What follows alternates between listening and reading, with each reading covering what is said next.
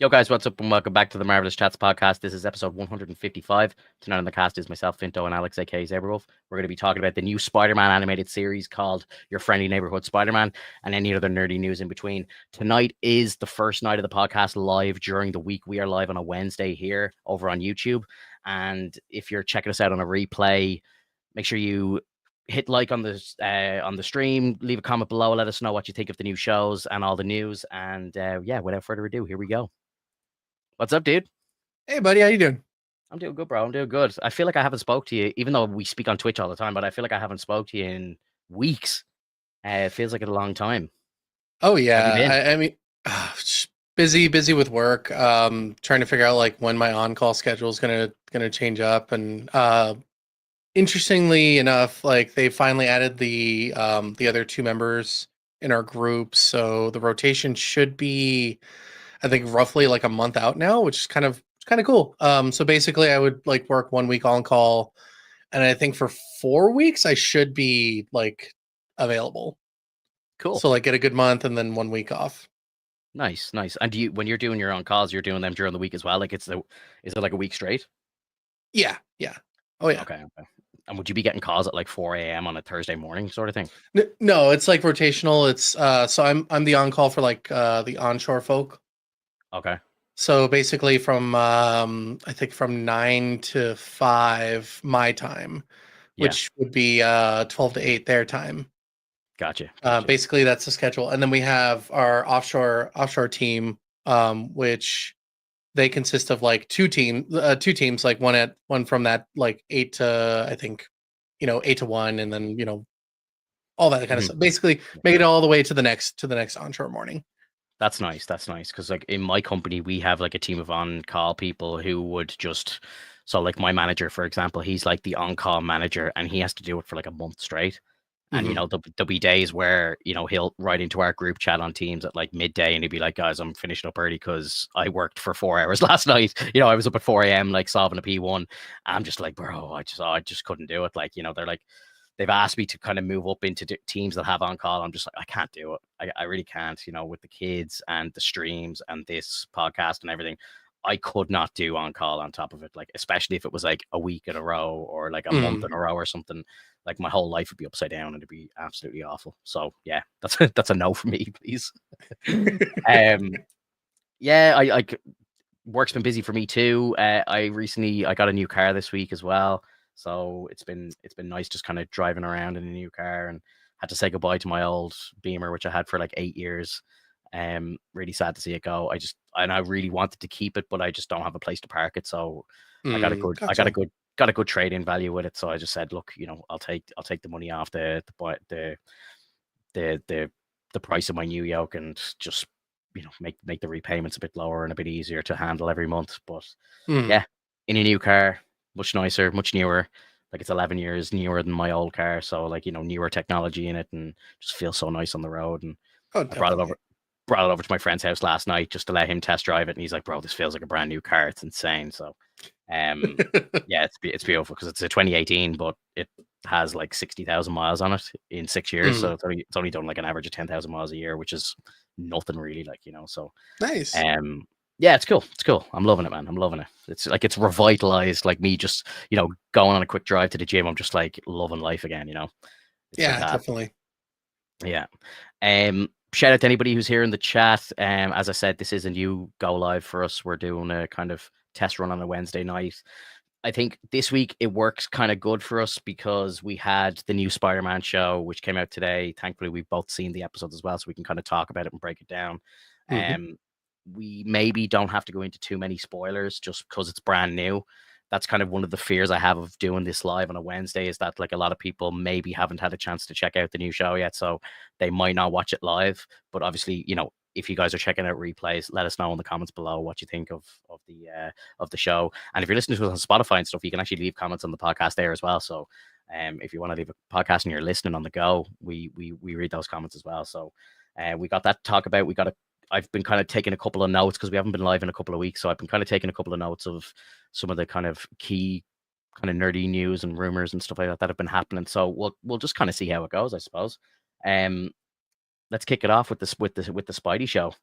So we got the first 2 episodes. I think there's maybe 3 episodes next week, 3 episodes the week after, and then I think the week after that, I think they're finishing with the last 2 or something. The release Mhm. schedule is somewhere online. I can't remember it off the top of my head. I think I got it right, but I kind of like that they're doing like 2 to start, then like 2 bulks of 3, because like the episodes, I think if you take out the intros and the recaps and the credits at the end, they're only about 25 minutes, 20, 22, 25 minutes. So, um, you'll easily get 3 of them in an hour if you really tried, and I think that's probably a good watch time. I think 20 minutes a week is a bit. It's not enough, So, what did you think? First off, maybe give me your rating, and then maybe we'll go into a bit of detail. I mean, so far I would say I give it like a solid 8. I'm not a huge fan of the art style. I think that it's kind of odd to me, but like I'm getting kind of used to it. It kind of reminds me of a little bit of the design that they had for What If, which is not my favorite. And it's kind of like cell shading plus What If kind of feel to it in terms of like the style. Hmm. But in terms of the story and the design of the story and the plot, I think it's really good so far. I think it's doing a good job, kind of like setting itself up and giving us some like perspective as to what Peter's going through currently and how he's essentially got his powers. And the only thing that I find odd right now is the fact that like we don't see an Uncle Ben, um, He did which get a I mention. he did, and I can't remember what it was. Is he still alive? No, he's dead. So I think Peter says, oh, I know it's been very difficult without Uncle Ben.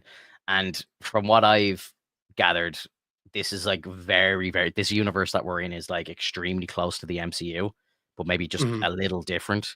So again, without going into too much detail, we see some like reimaginations of scenes from Civil War, like the bus scene that was in one of the trailers. But there's another scene which is like Peter's first scene in the MCU. They retell it, same music and everything, same like frame for frame, basically. Um, but he meets Norman Osborn instead of Tony Stark. So like, Hmm. I loved that. I thought that was very clever because it's like let's give everybody like that kind of nostalgia feel like to the MCU, but we're in a different universe, remember? So it's different, and that's kind of flip the script a bit, and then boom, we get introduced to Norman instead. I thought that was really cool, really cool. Yeah, yeah, definitely a nice take on these characters. I think it's really interesting that they've done a bit of swaps here and there, which I think is perfectly fine. The fact that they do a proper introduction to each character is always a plus on my end. Like you don't necessarily want to um, just kind of like throw them in there and then just assume that everything is like exactly the same. Hmm. I absolutely love the way that Peter gets his powers too. Like it's a completely different take on what we're used to, and I think that it's kind of akin to what they're planning to do in sometime in the future in terms Hmm. of like the multiverse.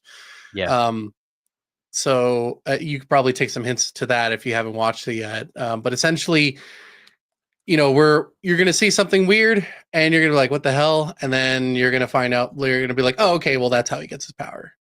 Yeah. Um, I also love that this version of Peter creates like of course like creates his own Spider-Man suit, but it's a much more I would say rugged design. It's a very bare bones like very like pressure powered design. It's not The like air the canister and stuff like that. yeah, it's not like Real the rugged. yeah, it's not like the technology that he does in the original comics where it's like a little more streamlined. It doesn't really show off like tubes and whatnot, which I think is pretty funny. Um, Yeah, I love it. And but like, I think there's a scene later on, I think it might be in the second episode, where he needs to kind of shoot the webs really far, and you see him like messing around with the canister in the crank back, it and he's up. yeah, he's turning up the pressure, and he's like, "Here we go," and he shoots the web, and it goes far. I thought that, yeah, it's really, really cool. Um, and like that kind of coupled with like the design of Peter and the suit and his personality and everything. I think they have like Peter and like the whole vibe of Spider-Man down to a T in this. It's very impressive. And then 100%. just the animation style, I was kind of worried when I first watched the trailer because I thought like it felt real choppy and kind of nearly like stop motion, nearly like it felt really weird. But when you're actually watching the show, it flows really well and it works Hmm. perfectly, I think. Um, yeah, it was just I wasn't expecting the show to be as good as it was. Personally, for me, I'm a Spider-Man simp, so realistically, anything Spider-Man related, I'm gonna have time for. But I was kind of expecting it to just be like, oh yeah, obviously I like this because it's Spider-Man, but I wasn't expecting it to be brilliant. Whereas I just think these first two episodes are fantastic. Like I'd probably give it a 9 out of 10 so far. I think it's really, really strong, very Hmm. fun, great storytelling, understands the fucking like they get what they're trying to do. They have it down to a T. Exactly. Yeah. I agree Yeah. completely. I like that they introduce different characters too. Mm. It's not just the standard, MJ and MJ, Betty, and yeah. um, oh my God, Gwen Stacy, and like Captain Stacy and whatnot. Like we do see a couple like noticeable characters, but other than that, it's pretty much different. We get to see like a handful of new people, and then for some of the people that aren't necessarily uh like they don't know who these characters are. A lot of them I would say are villains and heroes later on in the series. So I'm excited to see what they do to create those origin stories for those villains and heroes. Um and I don't know if you consider it too much of a spoiler, but like we see a character that basically is like his name gives off, and I'm like, oh, that's clearly Tombstone. I see another character, and I'm like, oh, that's gonna be Hulkling. Hulkling. Well, it's the totally awesome Hulk is what he's called. Okay. Because I was like, I saw it again. Like, it doesn't really ruin anything, but um, Peter ends up going to like kind of like the Stark internship. They do it with a twist, but he gets introduced to a bunch of people, and like there's a Wakandan, and you're kind of like, oh, okay, this is cool. Like, and then like dude introduces himself as Amadeus Cho, and I'm like, Amadeus Cho. I was like, I know that name, and I was like, Hmm. that's Hulkling, like, or becomes Hulkling in some version of it, or whatever. 616 version of him becomes Hulkling, or whatever. So yeah, it'll be interesting to see like what they do or how they do it. I'm Well, curious. well, that's the weird thing is like Hulkling is a different character like in itself. I think it's a mixture. Um, Okay, from what I understand, it's like he's more of an alien, right. whereas Amadeus Cho is actually a human that is Okay, given the powers of the Hulk. right. Okay. I wonder, will like, are we just getting like, will they go that deep on it, or is it just like, here's a character, his name's Amadeus Cho, and if you're a real sweaty, you're gonna know who he is. If you're not, it doesn't matter. And like, he just, they just kind of have him as a background character. He doesn't really do anything. I mean, it's possible they had a character from Wakanda, so that means that they have communications with Wakanda. They're not secluded. Yeah, true. Um, so and we know that it's in more modern times because you'll notice that there was some music being played in the background of one of the episodes. That was I don't know the name of the song, but I know it's a known song. Yeah, Um, and they have it's cool because like the theme of the theme of the show is very kind of 1960s like original Spider-Man, but then it breaks into like hip hop and it's like modern, so it's mhm. kind of like it's like a cool mixture between the two. So it's kind of like a futuristic past universe or whatever, which I think is cool. I like that. And then as well, obviously you got what's it called? Oh my god. Oh, I had something on like It I happens, had a man. I I do the had a same point. thing. I had a point I was trying to make there. There was it's fucking music. It's like forget it. I don't know. Anyway, I'm gonna remember it in like an hour, and it'll be too late. But yeah, Right. look, the show is Um, fantastic. just to kind of go back on the difference between like Totally Awesome Hulk and Hulkling. So Hmm. Totally Awesome Hulk is Amadeus Cho. Hulkling is Theodore Altman. Right. So like they're Makes sense. different. I think they're scroll. It's a scroll Kree hybrid, but he has like similar powers in the sense. It's kind of it's very odd. It's very convoluted, but like they're still cool characters. But Yeah. regardless, like you get I can't remember. Like Whitman, I think he becomes a villain later on. I You have remember. I remember what I was going to say. So sorry, just to interrupt really quick before it leaves me again. But the point I was going to make is the modern music, and then its fact that the universe seems to be quite like populated because there's references to like Hawkeye and stuff in it. So like Mhm. it's a well developed universe already. It's not as if it's 1960s Spider-Man and he's one of the first heroes in New York, sort of thing. That was the point I wanted to make. Sorry, Gotcha. I don't know how I lost it. No worries. What did you think of?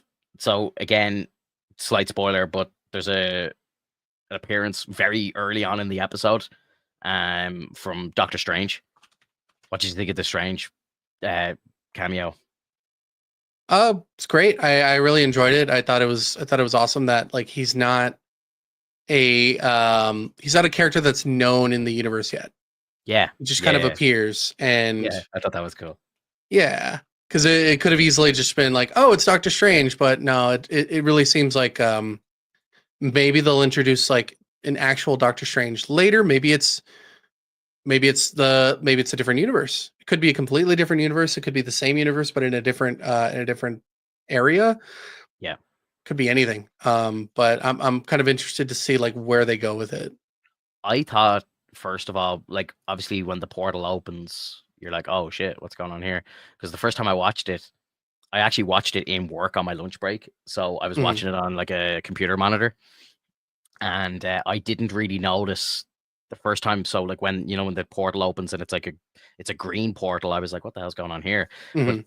on the screen that I was watching on, I couldn't really see the strange ring around it, like the magic around it.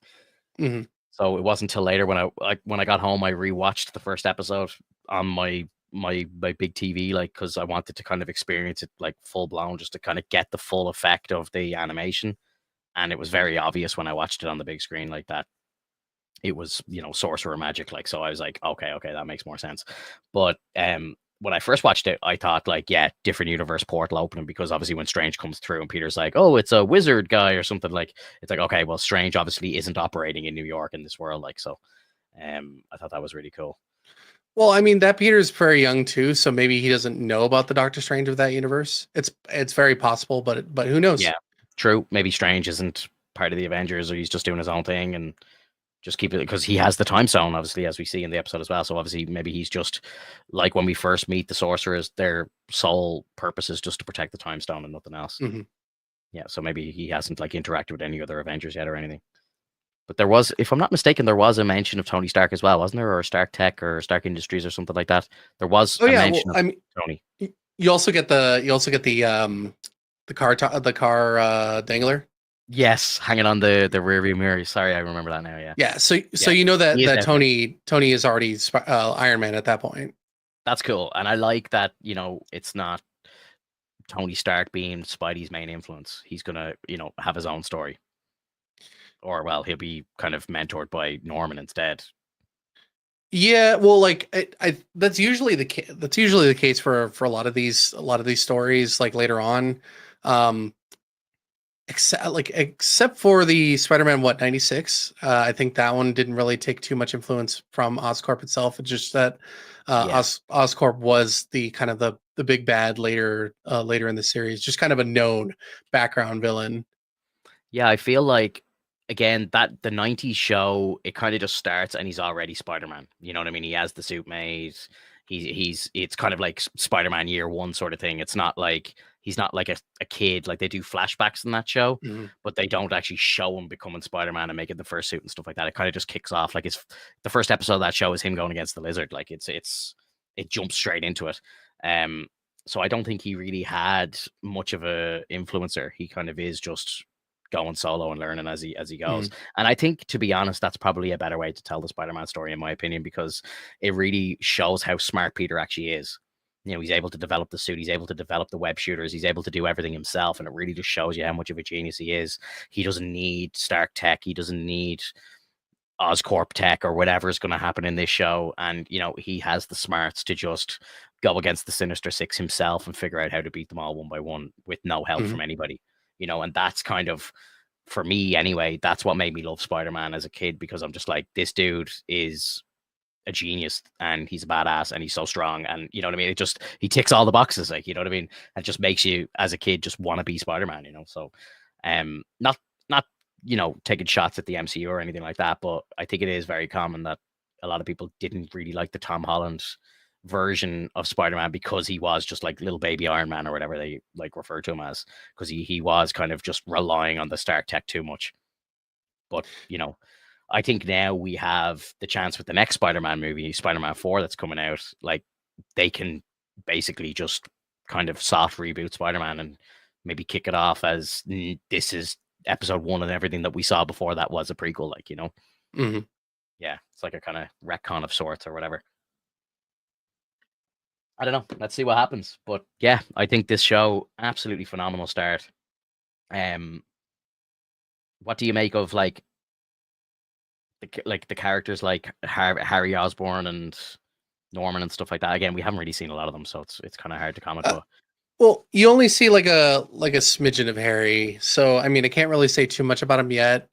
It's definitely a modern society because they have their smartphones and they're essentially like streaming and whatnot. They're like streaming the fight that's going on currently, and I would say like it's intriguing, especially with like what happens with Norman. I want to know what happens with Harry though, because of all the revelations that occur. Don't want to go too far into it because like it's basically an end of episode 2 spoiler kind of situation, but like it's a pretty different change of pace compared to what we're used to. And I'm pretty interested in it, as to what they're planning to do with that information. It's definitely going to take Peter a moment because he's got to take a step back now in terms of what occurred and how reckless he was. But ultimately, I think it's going to go out pretty interestingly. Maybe it's going to turn into like, you help me, I help you kind of situation.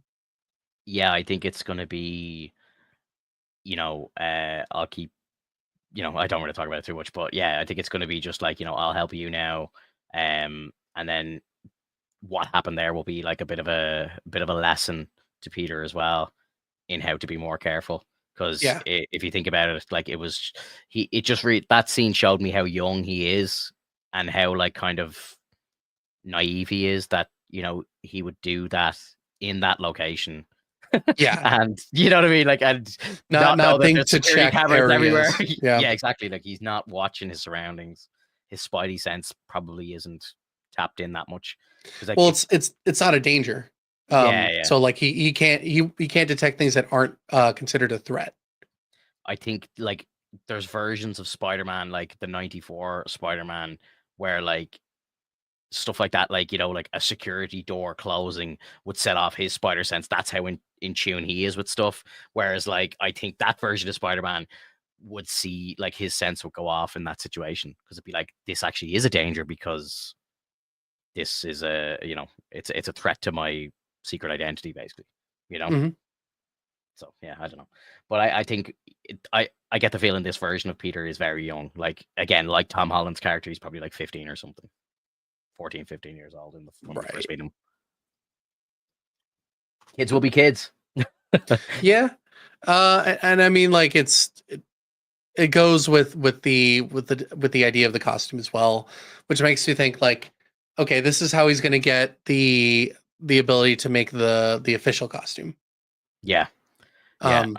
We see in one of the trailers he has like it looks like the anti-Venom costume. I presume Norman makes that for him. The anti-Venom costume? Well, like, I think some people were saying it's anti-Venom. I thought it was the anti-Venom looking costume. It might just be a white costume. I don't know, but it kind of looks like anti-Venom. Yeah. I don't know if we're gonna go full blown symbiotes in this show in the next couple of episodes. That'd be kind of surprising if they went full blown into it. Well, they already confirmed the Venom is going to be in the show. Yeah, well, we kind of saw him already, I suppose. Mm-hmm. But like, I just don't know if you're gonna get symbiote Peter and then like it developing into an anti-Venom suit as well. Like, that seems like it would be kind of rushed to me, but maybe they'll make it work. I don't know. Like I don't like where we are right now. Like, do you see that happening in the next 2 hours of watch time? Like it would feel rushed to me. Is the point I'm making? It depends. I mean, it depends on what kind of technology Oscorp currently has. Hmm. It could be that they already know about the symbiotes. They could already have possession of a symbiote, which would more than likely be Venom. They Yeah. could be experimenting on it. They could be doing anything. But like, all I know is that I think we're going to see a team form over time between the different characters that were introduced in the second episode. Okay. Yeah. Um, because all of those characters that were in the same room together are all heroes, from what I understand. And of course, the professor was a villain. Yeah. Yeah. You can just tell by looking at him. Oh, because he has his head so far up his ass. I think his name is Wizard. Right. Okay. Yeah. So Yeah. later on, you find out his villain name is Wizard. Cool. Cool. Yeah, but like, you meet Tombstone early on, but you don't meet the villain. You just meet the character he was before. Yeah. I like that. I like that because the real sweaties will know it's coming, and then people who don't, it's a surprise to them. Yeah, So it's a win-win.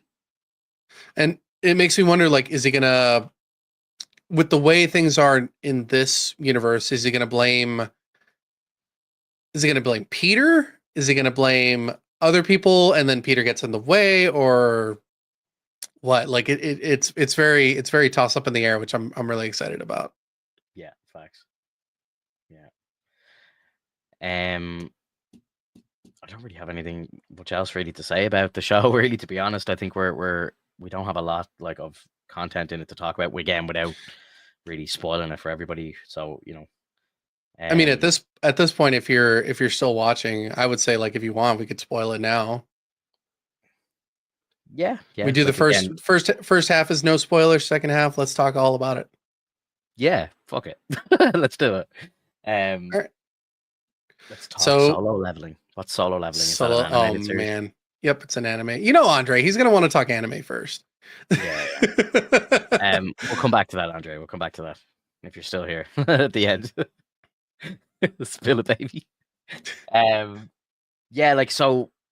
Yeah, like obviously, spoiler warning. If people probably aren't even listening 27 minutes in if they're not like really interested. So, if you haven't seen the show yet, maybe just mute the tab for a couple of minutes. But yeah, Yep. go for it, dude. Go for it. So that that Strange fought, was that a symbiote? That Like, was looked like that it looked like a combination of fucking Venom and Craven, yes, that was my like a exact thought. venomized Craven. Yeah, Yeah, so you think the same thing? yeah. Oh my It's god, that's the fringy thing on the back. I thought Venom straight away, but then the legs were throwing me off because they looked like kind of they looked like animal legs or something, like, so it was really weird. yeah, But yeah, second I saw the eyes, I thought this is the Venom symbiote, but it hasn't met Peter yet. So I presume Strange is going to fight it again, and maybe it escapes, and obviously it comes back, maybe reacts with Peter. Peter becomes Black Spider, and then obviously we get that whole storyline. yeah, But that'd be cool. I'd like that as well. I just feel like it feels quick, man. It feels kind of rushed a little bit, like, because like even if you take like the 94 cartoon as an example, like we don't meet Venom till season 2, and season 1 I think was 15 episodes, maybe more. Like it's a very fast paced story tell if we get Mhm. Venom straight away. Like Jesus, I can't even imagine poor little Peter Parker, like 14, 15-year-old Peter Parker getting introduced to the symbiote. Like he turned into a fucking menace. You know what I Yeah, mean? he'd be an asshole. Yeah. So like that kind of, I actually, it intrigues me. I like the idea of it, but at the same time I'm like, I think it's a bit too fast. But I And do like I do go on, sorry. I was gonna say, I also like the kind of comic accurate Strange look. Yeah, it was cool. Yeah, definitely. Yeah. And then obviously he has the time stone and stuff like that. Like I really feel like the show is like Earth 617. Like I feel like it's so close to 616. Yeah, But it could be. but it's just they're making little subtle changes. but keeping it very close. Like even like all like how he moved around, like how he did his magic, the suit, everything. It all felt very Benedict Cumberbatch, but not. You know what I mean? At the same time. Yeah, yeah, So I get what you mean by that. that's the beauty of the multiverse. But then again, like keeping it so close to 616 that everyone could just be like, oh yeah, that's the way it is. But then it's like, oh shit, okay, they've changed this one little thing here, or they've made a Mhm. tiny change here, and that's great. Like that's doing the multiverse properly, in my opinion. I like that because it kind of keeps you on your toes. You feel comfortable, but you're not at the same time. Yeah, I agree with that. Yeah. Additionally, like the what was her name? Nico Mhm. is the person that he meets at the beginning. I'm kind of wondering if maybe that's going to be a new like a new twist on having a love interest over time. Maybe they get to know each other a bit more, because that's usually kind of the trope is that the friend that you saved and eventually they grow feelings for each other and whatnot. Yeah. Do you think that could happen, or do you think it's kind of a I toss think up? I think she is the love interest. Yeah, I think it's again very similar to the 616. He likes the other girl, like in 616, he likes Liz, but MJ's the friend and she's the kind of nerdy one. And then obviously over time they develop the love interest. And I think that's probably what's going to happen here as well. Yeah, I do. I think so. Um, Yeah. I wouldn't be And surprised if there was no MJ at all in this universe. well, and Kind of like she's also a 616. runaway. Yeah, It's kind of yeah, cool. Like yeah. I like it. I like they're it. casting so many different characters like back and forth. Like Lonnie Lincoln. Oh my god! Fucking when they showed Lonnie, I'm like, oh my god, it's Tombstone. Yeah, yeah. Yeah, no, it's cool. It's cool. I think they're really kind of giving the diehards something to get excited about while introducing a brand new story for people who might not be too versed with the Spider-Man story, and they Mhm. could just kind of view something as a kind of new experience, but not really know how much of it has changed, if you know what I mean. So Exactly. it, Yeah. it kind of hits it from both fronts, which I think is great. Um, Also, what was I going to say? The spider itself. So back to our original thought, when the portal opens, there's two options. It's just a different part of this Earth, or it could be a different Earth altogether. Do you think like maybe they're doing like an Into the Spider Verse thing where the spider's coming from a different universe and biting It Peter, it it or is it almost from this same universe? It almost felt like it. It Yeah, almost felt like it was coming from a different universe, same like kind of design as Into the Spider-Verse. yeah, Although the design of the warp gates from Into the Spider-Verse are slightly different because I think they're more designed by the spider totems. yeah, Um, so like it's but it's more like you could tell it's definitely more magic based rather than technology based.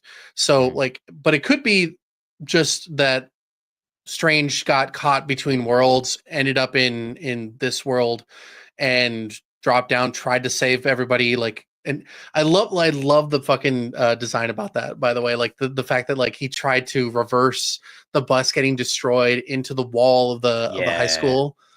Yeah, and then gets attacked, and then it It stops just the reverse, and he's like, "No!"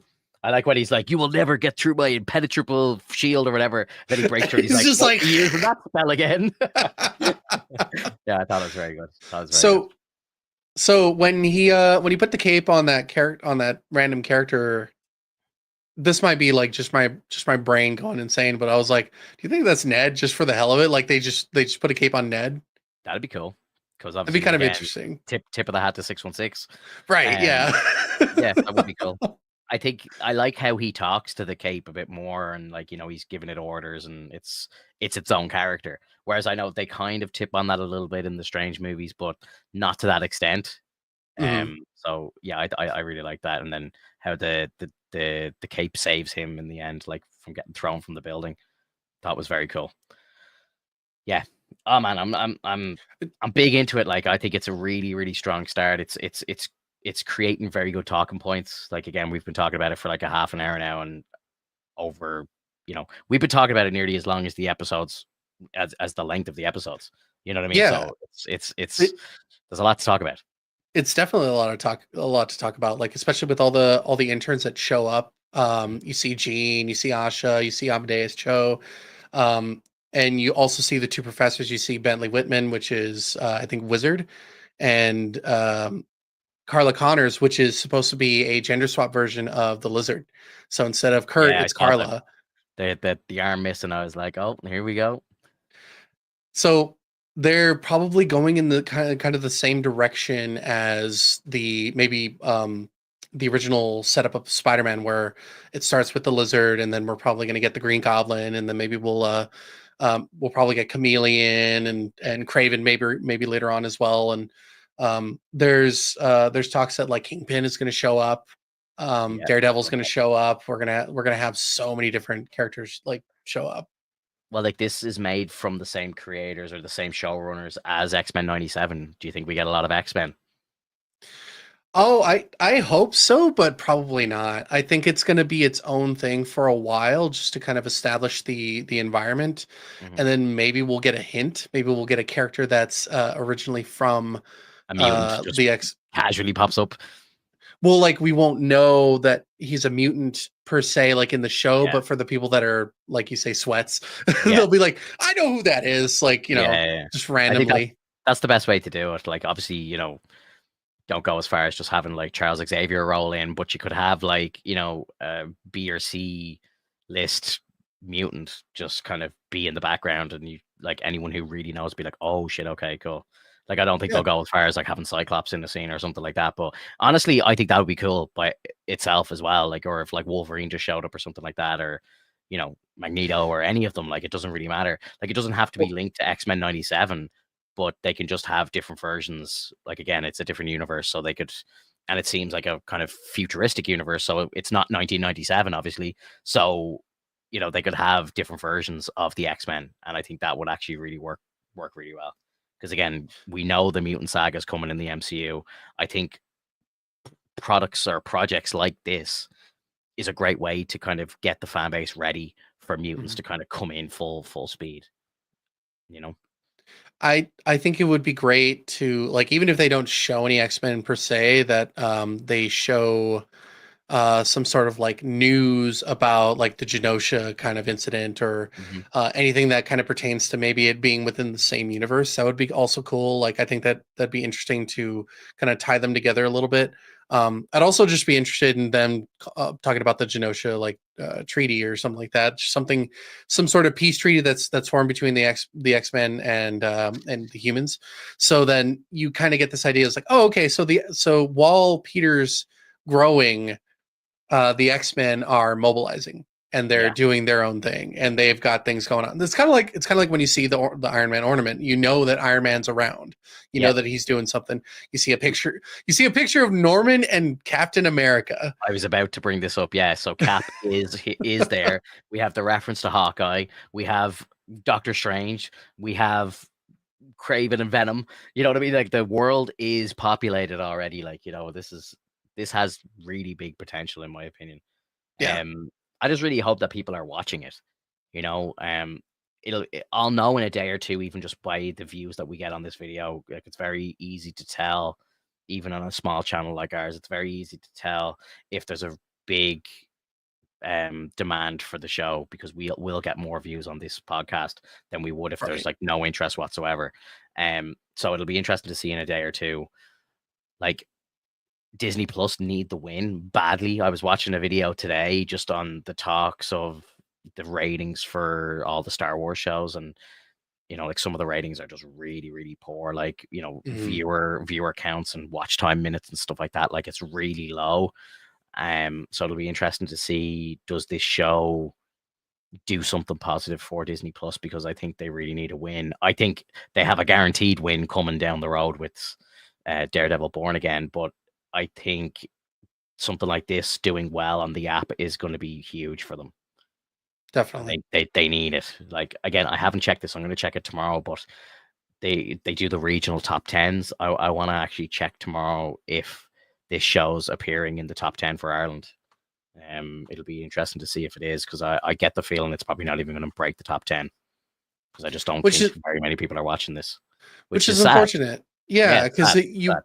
you would think that with a new animated show that people would be interested in something like this. This is something I've been wanting for quite some time. Like Oh, when they you've came been out with saying it here. You've been saying it here for years. Like, just give us animated Marvel projects. You've been saying Yeah. it for years. Yeah. Like, do the movies live action, that's fine. Like, if you want them to be separate, that's fine as well. But if you want them to kind of be interconnecting, then make a really good fucking animated show and then like bleed it into a live action movie. Yeah. Yeah. I'm always a fan of like small screen and big screen connecting. Like, it just, one of the biggest pops during No Way Home was Matt Murdock showing up. You know what I mean? Like, that was Hmm. huge. And that's, again, small screen adapting onto the big screen and just, yeah, like eaten up by the fan base. So, I don't think you're getting Tom Holland to do TV shows. Maybe I'm wrong. Maybe he does. I don't know.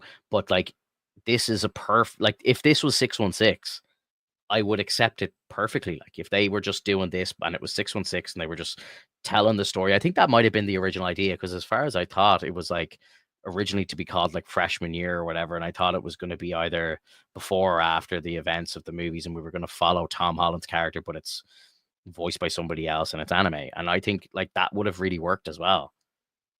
I think, to be honest, if you were to say, look, this is Tom Holland's Spider-Man, this is a story between the movies, you need to watch this. This is MCU. I think they would get 10 times the viewership. Because I think people would be like, oh shit, I gotta watch this because it actually is MCU.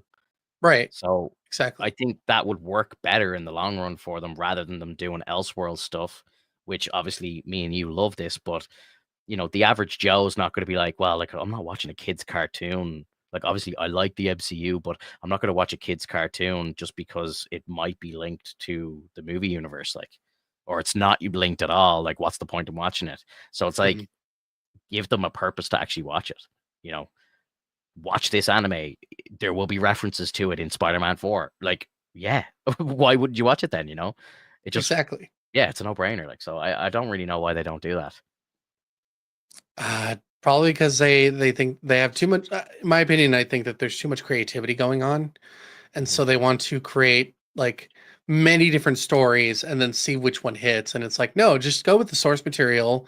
At least go with the material that you've already created for your world itself, for like the MCU, and just keep going with that, and don't try to branch out too far away from what we're used to. Like I think Agatha all along, although I wasn't a huge fan of it, like it was well received. um Got I canceled. think, and yeah, and it got canceled, Yeah. which is weird because people liked it, Oh yeah. but it didn't bring enough ratings, which I figured like that wouldn't like. If I hear so many people saying like, "Oh, I loved it. I thought it was great," and I was like, Yeah. "Are you guys fucking insane?" But if the numbers show that it wasn't well, like it didn't get enough revenue from the amount of views that were received, then it shows that like not enough people gave a shit about that character. Which, like in reality, that's like you and I both knew that. You and I both had this feeling that like, why do we need a like a B character all of a sudden getting a role that's higher than an A character essentially? Yeah. Um, it would have been much better if they had focused on Wiccan. Mhm. Or like, because I still don't understand who the fuck he is. He keeps like he calls himself Billy Maximoff, but it's like, well, that's dumb. Like we've already, I don't want to go crazy into it, but like he was supposed, like in my opinion, he should have been Billy Kaplan and not Billy Maximoff. And maybe they fixed it in the end. I'm gonna have to rewatch it because I feel like I didn't pay attention well enough. But like it was weird. It was a weird design of like, let's just solve puzzles. Yeah. And it's like cool, but Marvel isn't necessarily about solving puzzles. It's about fighting villains and solving, like doing detective work here and there, but like it's not anything of the sort of like, oh, we have to sit here and use these tarot cards and figure out the puzzle of this tarot before we all die from getting stabbed to death by these swords. Yeah. I thought the show was interesting. Like, the first couple of episodes were a bit slow. I think if you repaced the show and kind of trimmed it down into a small, like into a much shorter show, like so maybe like 5 episodes instead of 8 or Mhm. 9 or whatever it was in the end. But like if you had like maybe the first 3 episodes, the best parts of the first 3 episodes combined into one season premiere, and it would have been strong. and then you have the middle couple of episodes that were quite good as maybe 1 or 2 episodes, and that's the whole kind of mystery, solve the puzzles, blah blah blah, and Hmm. then you go into the final arc and the prequel as the end, and I think it would have just worked a lot better. It wouldn't have taken up so much of people's time, and it would have probably been better received because it would have just had much stronger points throughout. Because again, the first couple of episodes, like I think if I'm remembering correctly, again, I haven't obviously I'll never watch the show again, but episode one, if I remember correctly, was okay. Like I loved her in the sitcom in her own brain, and I thought that was really cool. And then when she breaks out of it, snore fest. But then when she after she formed the team and they first got to the road, like then it started to get interesting again. So like you could like probably chop out most of episode two and then just go straight into the road. Like, you know what I mean? There would definitely be a way. If I was a professional editor, I'd put it all together like your man Kai Patterson does with all the Star Wars stuff. I'd be able to make like an Agatha movie and make it good. You know what I mean? And just using everything that Disney got. Hmm. It's insane. Like the fact that this guy Kai Patterson can take Disney's everything, that all their work, and he can take it and turn it into a 2.5 hour movie that is fucking amazing using the stuff that Disney use. But it just shows you the power of editing and the power of pacing and placement of Hmm. scenes, and not over stretching out dialogue and scenes and just putting bullshit in there just to bring the watch time up, because that's all they're doing. You know what I mean? Yeah, Like, yeah, 100%. yeah, like they have, like, easily you could probably scrape 20 minutes off each of these episodes of these shows and just keep it well paced and keep the action. Like the Obi-Wan Kenobi movie that he made is incredible. Like it's so good, but the TV show was absolutely terrible. So it's like, and he all he does is use the same stuff. Like he maybe re-edits a couple of small things and adds in 1 or 2 like little 5-second scenes here to just enhance shite that Disney did. But for the most part, it is Disney's content that he's just reshuffling and re-editing, and he just turns it into a banger. And he just did the same with Ahsoka, and it was incredible. Like if he could do that for Marvel, I'm sure he could turn Agatha into a very strong movie. Definitely. Yeah. So look, I don't know. I really hope, and I think, to kind of jump into Daredevil a little bit, like, I think the fan base is absolutely itching for Daredevil. Like they cannot wait. The trailer has gone down amazing. It's a very fucking strong trailer. Hmm. I've probably watched it 10 times, honestly. Like it's an incredible trailer, and it just has everybody hyped. And from what like some of the actors are saying in interviews and stuff like that, like Charlie Cox is saying, there's some scenes in the show that he finds difficult to watch. They're so like kind of gory and like tough to watch, and you're kind of like, wow, okay, Disney Plus are going all out. And if you go onto Disney Plus now and you search up Daredevil, you'll see it has an 18s plus rating. Like it's proper rated R. Like it is dark, and I think it's the character of Muse is just very bloody and very violent, and I think they're Hmm. going ham with it. Like they're just going all in. Obviously, we have Punisher there as well, and like from what we've seen in the trailer, like Matt's going on a mad one again. Like it's like he's season one Daredevil. Like he's not holding back his punches and stuff. So yeah, I think we're gonna get something insane, and that's exactly what we need. And I just feel like, again, we know Feige went in, saw 6 episodes of the show, said absolutely not, scrap all this bullshit, take it down from 18 episodes to 8 or whatever, and just get to the point. You know what I mean? So thankfully they're fucking finally learning the lesson. But and I think to bring this back to Spider-Man very briefly as well, like I think they have a good kind of team making this show, and I don't think they're going to fall into those same traps that Disney have fallen into so far with all of the shows that we've gotten. Good. Yeah, absolutely. And like, to be fair, right, I'll say something nice about Disney. I think a lot of these shows that they release on a weekly basis, I just don't think they work. They don't the content doesn't work episodically. I think it works in a binge. It's much better. Like every year now I watch Hawkeye at Christmas time, and like I'll watch the first 4 episodes in one go, and then I'll watch episode 5 and 6. And honestly, it flows really well. You can kind of get over the slow bits because you're watching the next episode directly after, and it just works. And I just think when we sat back and watched that show week by week, it just started off well, got really slow, then got a bit better, and then 4 was good, but the start was crap, but the end was great. And when you're kind of reviewing it week by week, and that's all you have to talk about in a week, you really pick out the negatives. But when you're kind of Right. binging it all together, it just really, you're kind of like, yeah, okay, yeah, maybe half of episode 2 was kind of slow, but it doesn't matter because I'm watching episode 3 straight after, like, you know what I mean? So Exactly. And yeah, and I think like if I'm probably never gonna do it, but if you were to go back and rewatch Agatha, or I recently rewatched Falcon and the Winter Soldier because I'm getting ready for Captain America 4, and mhm. it flows a lot better when you watch it. Just like if you watch 3 episodes or 4 episodes in one go, and then do the last 2 again the next day, it flows a lot better. So there's a lot to be said for binging the shows, and I understand fully why Disney don't just release it all in one go, because they want people to stay on the app. If you're showing something for 8 weeks, that's 2 months of subscription that they're guaranteed for millions of people. Mhm. I personally don't do it. I see the value in these apps and rewatching stuff. Like, I'll always go back and rewatch like a Marvel movie or a Star Wars movie here and there, or a TV show that's on Hulu or something. And I make use of the subscription. But I fully understand when people say to me, like, oh yeah, second Daredevil's over, I'm canceling Disney Plus. Like, I fully understand that. You know what I mean? Like, and then they'll reactivate the subscription to watch the next big show, and then straight after it's finished, boom, cancel again. So I can understand why a lot of people do that. So I know why Disney will be like, look, we can't release it all in one go, because people will watch it in a day and then just cancel again. So they're Right. stretching out the subscriptions, 100%, and the Yeah. subscriptions are going up as well. So that just tells people that even more so, I'll do 1 month subscription and then I'll cancel. Yeah, Which is rough, man. it's Rough. rough, Like that. rough for them. It definitely shows. Yeah.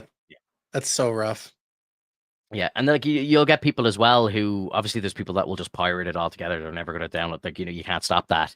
But then there's people that will wait for the whole series to come out and then maybe just pay for 1 month or do a free subscription through a different fake email address or something, and then they'll Mhm. just binge it and then just can never activate the license or whatever. So there's people there is a lot of people that, like me, that'll just keep going all the time, because between myself and my parents and my missus and the kids, like, it gets used. Like, you know what I mean? I don't mind the money coming out of my account because I know it's not just sitting there doing nothing. But there would be people that, once Daredevil's finished, they have nothing, there's nothing on the app for them, so cancel. Fully Right. understand it. Yeah, fully Yeah. understand it. Is there anything you want to bring up?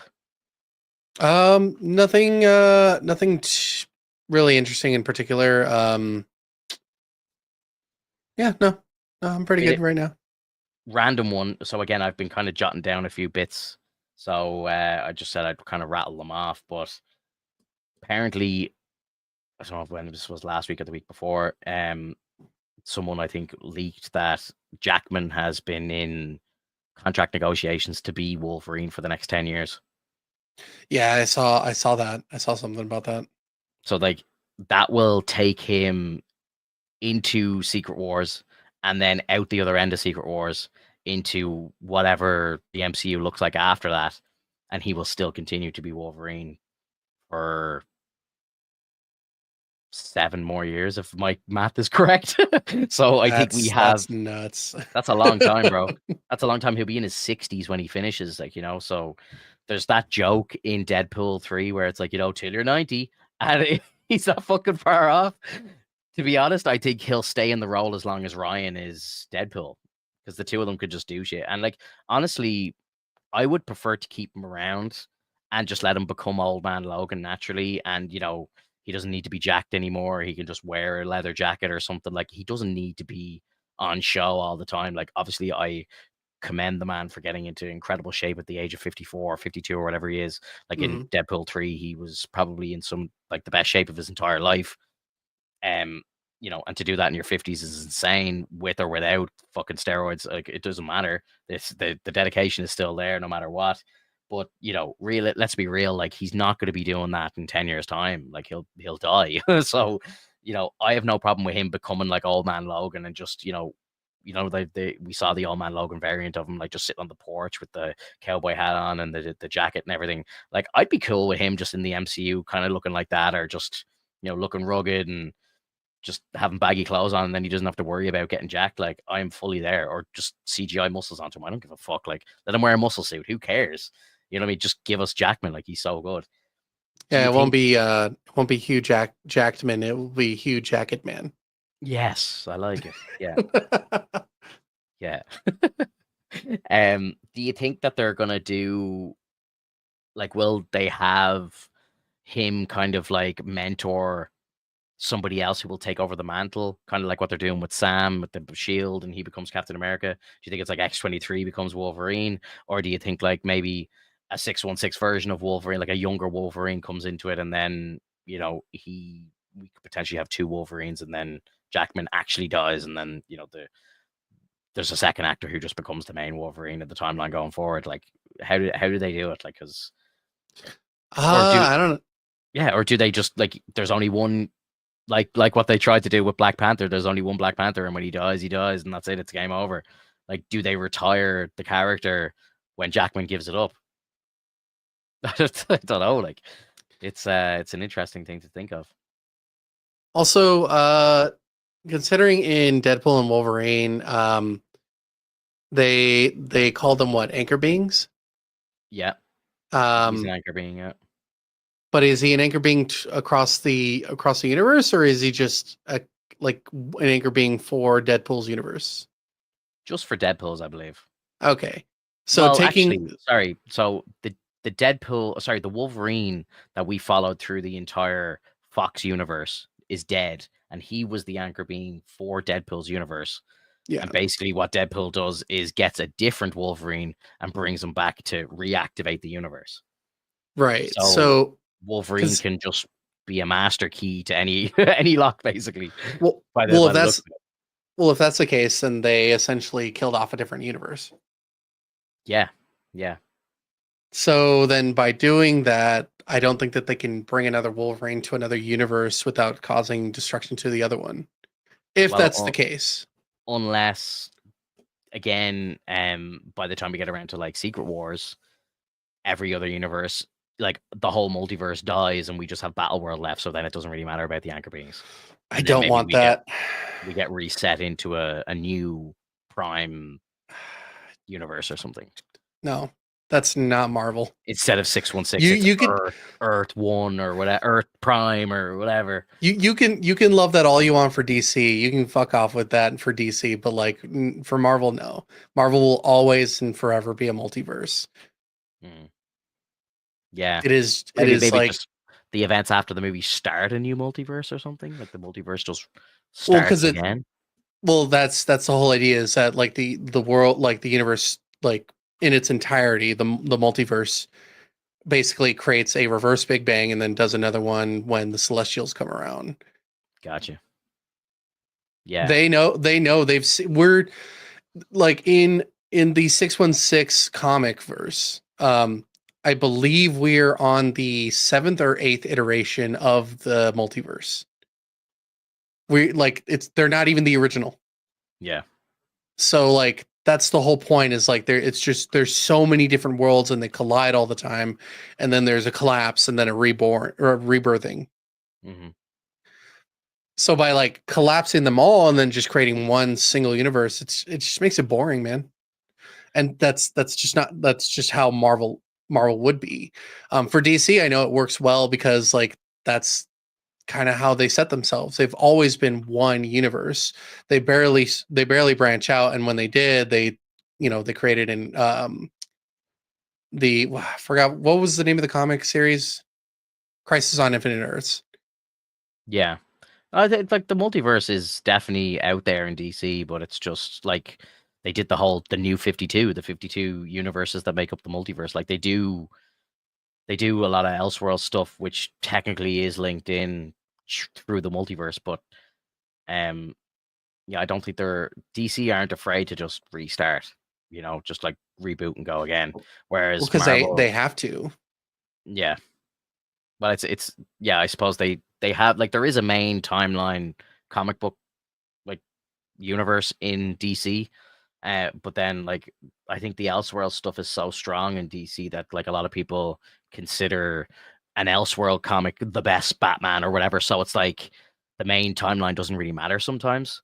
Mhm. So that whereas I feel like it again. I don't really read a massive amount of Marvel, but I feel like it's the opposite way around in Marvel.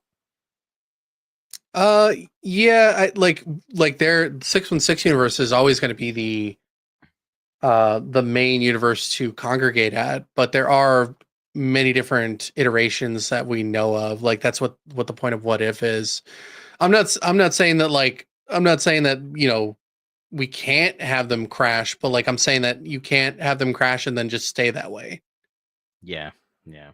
It I just has to wonder, like, uh, is the MCU going to work like in its own way? Like, is it going to do its own thing where maybe they do a reset or a soft reboot or whatever, and then at the end of that story, that's it. Like the MCU is just over, and then they just start again and call it something else. And it's not, they could just go into a single universe storyline, and just they might just end the MCU. Like I don't feel well, like the MCU is going to go on forever.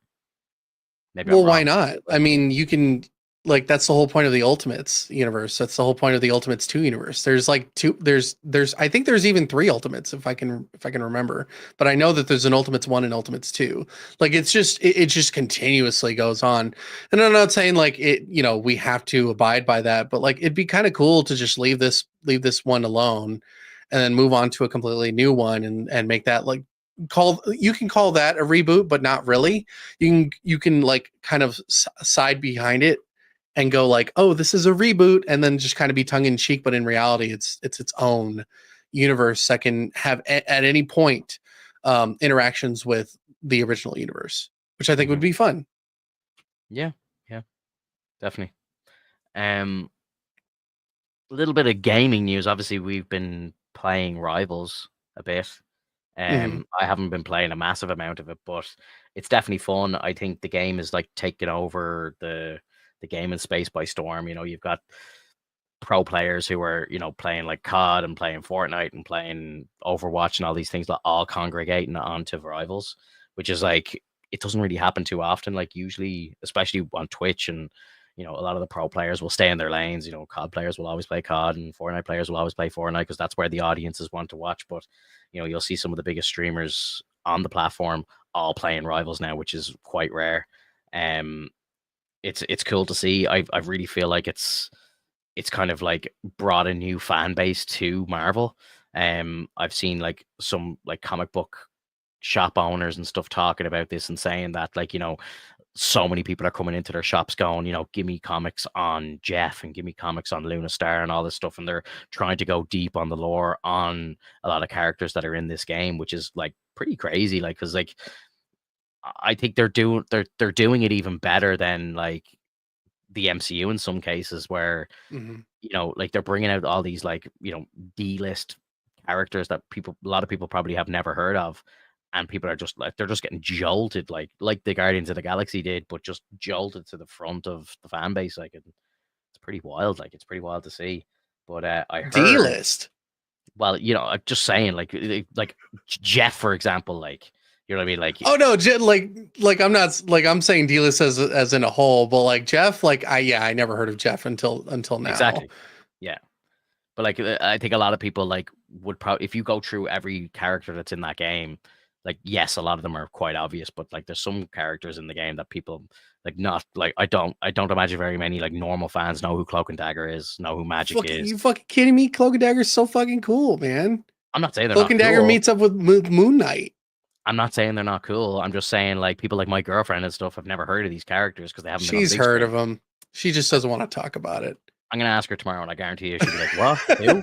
What are you talking about? Who's Magic?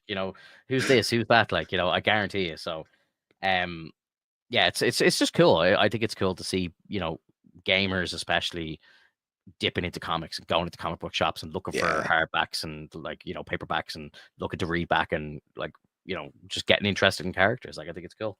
And then they have it's a like nice really revival, yeah, and I and they've got I really cool ideas for some characters that are coming. Like they're bringing the X-Men, they're bringing Rogue in, they're bringing like uh Beast is coming, and like a few of the X-Men team are coming. So I think it's gonna be fucking sick. It's gonna be dude, great. I'm kind of surprised that Rogue isn't a Vanguard character, Yeah, she's gonna be a it, healer. which is fucking weird because like Yeah. like comically speaking, Rogue is fucking. She's damn near invulnerable. Well, could they be doing like, instead of like, the healing ability could be her maybe taking some life from the nearest enemy and giving it to one of her team? Well, no. I thought you were going in the direction I was thinking, but I have an even better idea. Hmm. You sap the energy off of one of the enemies, and you become that type. Well, I was going to say the ult is you steal the ult of the closest person to you, which I think would be fucking sick. So, like, if you have a strange coming at you, you hit your Even ult, you take his ult and shoot it back at him. even better than that. Yeah. She ults, and however many that she saps, she just gains all the fucking not abilities, but she gains all the attributes of those characters. So you get like 2 duelists and a vanguard, you get extra strength, and you get Wow. invulnerability. Like Yeah. she could be stupid powerful, but for like just a brief moment. Yeah. Just give her like if she saps something from like a healer and a tank, she'll be able to like shield everyone and heal them all like to max at the same time. Yeah. Like it could be that fucking cool of a strategist kind of mentality. In my opinion, a strategist doesn't have to be a healer. A strategist can be a strategist. Like she comes in, she fucking goes in guns blazing. She could punch like a motherfucker, and then like if she like grabs you, which I think should be an ability. She grabs you, she saps your energy. She gets Yeah. to have a perk of that type. So like if she grabbed a healer, she gets to heal. So then she can turn around, she start healing everyone, and she's pretty strong. She's got good durability. That's what I think. Yeah. But to make her just a healer is like kind of a slap in the face. She's so fucking cool, man. She could like I would easily just cast her as a vanguard and just call it, said and done. Yeah. Yeah. She can fly. She can fucking she Yeah. could smack the shit out of people. She can go toe to toe with fucking Captain America. She's fucking strong, dude. Yeah. Yeah. It's going to be interesting to see how they actually develop the character. Yeah. It's exciting. Yeah, it is very much so. Apparently, to link in with Captain America 4, they're doing a thing. If you're going to Cap 4 on day one, I don't know how you prove this, by the way, but if you're going to Cap 4 on day one, you can get a Red Hulk skin in Rivals. I don't know how they're going to verify this. I have tickets. I have tickets booked for day one, the 14th. It's going to be a very romantic Valentine's Day. We're going to see Captain America 4, but yeah, I don't know how do I get my free skin in Rivals. I think it's a kid. Like I remember from what I looked at, it had to do with Regal theaters. I think it's specific to a type of theater. EU loses out again. Well, maybe not. Yeah. Maybe they have something specifically for for your area. Like who knows? Yeah, I need to do a bit of research on it, but obviously I don't really play Hulk, but it would be cool to have a Red Hulk skin in the game. Yeah, 100%. Like even if it looks exactly the same, which would kind of be annoying. Yeah, just red. Yeah, exactly, like but just red. it'd be so cool. Like if they change it and it actually makes you like Ross. Yeah. But like That's old what I Ross, so that yeah. it kind of has like kind of the same feel. Yeah. I'd love that. Yeah. Oh man, I gotta hand it to the developers of the game. Like the cosmetic designs and everything are just through the roof. Like Spot the fuck on. good. Like they were so good. And like even just the intro to the game, the little cinematic at the start, and just like getting to like I love just flicking around all the characters and watching their little the little clips and stuff. Just the art style, everything is just so beautiful. Like it's so cool. Yeah, they got the world talking, man. It's impressive. Well, It's and very impressive. and I guess the term is gooning. They got people gooning, Yeah, which like, I think imagine when Rogue comes in, she's gonna have a big ass, and like everyone's gonna lose it. Like guaranteed, she'll be the cakiest of the lot of them when she comes in. It'll be like that, the picture that's going around to her where like she's falling over and. That well, you know exactly the picture I'm talking about. That's exactly what she's going to look like in the game. I guarantee you. Yeah, and I think it's fucking hilarious. So the fact that people point that out and then they're like, "Well, in Xmen '97, it's not the same." It's like it's exactly the same, dude. It's just drawn differently. Yeah, they're not going. It really is like they show drawings, but that Xmen '97 show was horny as fuck. Well, I mean, they had to introduce Madeline Pryor somehow. But what I mean is like, people were saying like, oh, Xmen '97 aren't going to do it. But I think like they went harder on some of like the sexual themes, and like obviously they didn't just draw Rogue with a big ass, but they like The topics of the show were very adult and very sexual. Like I think. Oh yeah, it's almost like it's almost like this vie for presidency with Magneto, and it's like you have to be my wife, and it's like we got to look like we're in love and whatnot, and it's like they're dancing, and then she's like kind of like all up on him, Yeah. and he's like he's digging it too, and it's like damn, you guys are really like putting this out there, Yeah. making Gambit jealous this whole time. I gotta rewatch that show, man. It's It's so so good. good. It's so good. And like that Gambit episode, Jesus, man. Like I've never like that one hit the heartstrings. Like that was rough. So good though. Wow. Yeah, but the way that they're going to be basically introducing things in the later seasons, like with Apocalypse and the First Mutants and like all that kind of jazz, like I'm really excited for stuff like that. So Yeah. um I'm really hoping to hear about them very soon. Like I know that they're currently in the works. They're writing it up. They're going to be animating it fairly soon, but hopefully it's much sooner than we think. Because like I just want it as soon as possible. I know that they're working on Your Friendly Neighborhood Spider-Man, but hopefully they have like a second half of the team that's working on it. Yeah, I would like to see a continuation of that story. It's phenomenal.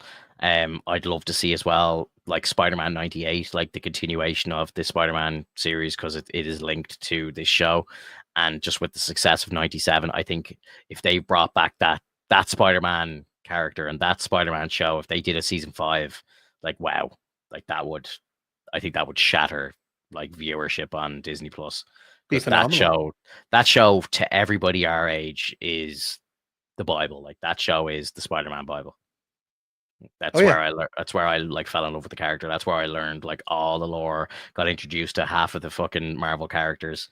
You know what I mean? Like first time I ever saw the X-Men was in that show. First time I ever saw Strange, Daredevil, all these people was all in that show. Hmm. Iron Man, War Machine, the whole lot. Like Captain America, everybody. I didn't know who they were before watching that show. So like that Man, is literally you that's it. fanboy dreaming. Fanboy dreaming. Yeah. Yeah, look, I think it's a no-brainer to be honest, and I think if they don't do it, I'd be shocked. But Hmm. how long does it take to do all these things is the real question. Yeah, We've got this show for another few weeks. Invisible season 3 is starting in the next couple of weeks as well. 2 weeks should be maybe. great. Yeah, Yeah, it's gonna be yeah. awesome. We got quite a bit to talk about, and then obviously we have on Valentine's Day we've got Captain America 4. That's going to be a good episode as well. That'll be a packed one because I think the episode that like of the podcast that airs after the release of that movie, we'll be talking about the Spider-Man anime, we'll be talking about Invincible, and we'll be talking about the Captain America 4 movie. So like that episode will be packed. Hmm. It's gonna be great. Did you watch Skeleton Crew? It's finished now. Did you give it a go at No, all? No. no, I never got around to it. I think to be honest, now that it's done, again, kind of like my same kind of spiel, but try it, and you could sit down on a Saturday afternoon when you have nothing to do and just go through 3 or 4 episodes, and you might be like, geez, this is quite good, and I'll keep going. I think week by week it actually did work quite well. I was quite surprised at how good the show was.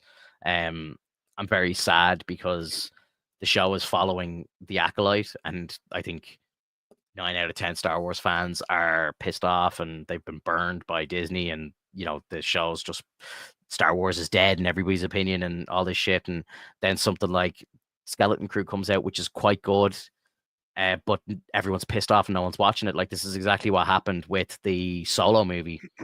When the Solo movie came out, everyone was so pissed off after episode 8 that nobody went to see Solo, and then they call Solo a failure because it didn't do box office numbers. But the reason why it didn't do box office numbers is you pissed off the fucking fan base so much by releasing a shit movie that everyone was like, we're not going to see another movie. Like, fuck this. And then the people that did see it, they were just throwing unnecessary hate at it.